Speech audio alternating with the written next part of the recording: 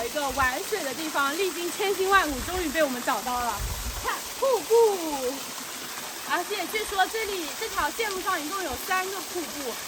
我们今天等会儿看能找到几个哈。哇哦，好深啊！哇哦，应该第2个瀑布更好。对，这个是第1个。在这个瀑布下面还是挺凉快的，有风。那你是不是能飞上去侦查一下？等到上面那个。我们是从这边上山的，就车基本上可以开到就脚下，然后走一会儿就到了，3分钟到第1个瀑布，1分钟可能就到了。1分钟。然后我们接下去带大家去找一下第2个，是走这边，马上就找到第2个了。我觉得大概爬5分钟就到。看这个飘带，飘带，看飘带，然后第2个潭就到了。不要有蛇。到了。阿九说就是这儿了。哎呦喂，还好，爬山爬过来不久。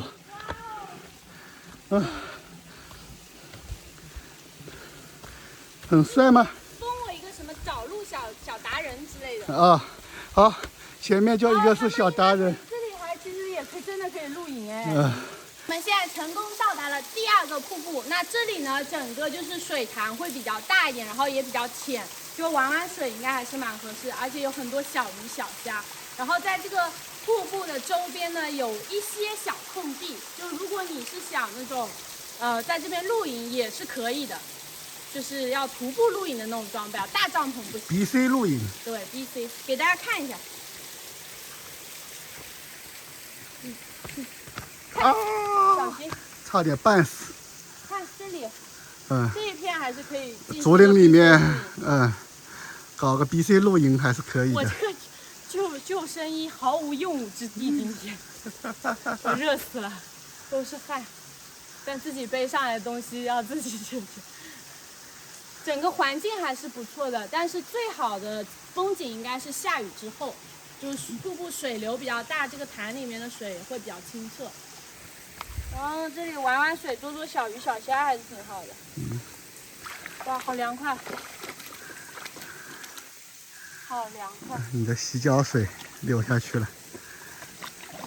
大自然里都是这样的，露营，我都是汗，太热了。我也是。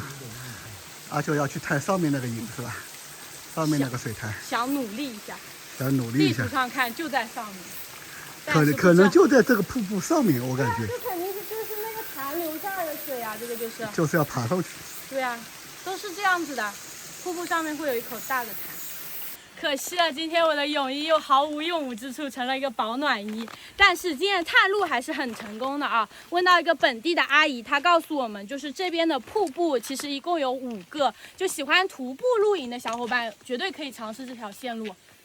然后想开车的也没关系，阿姨说外面是可以直接开到顶上的。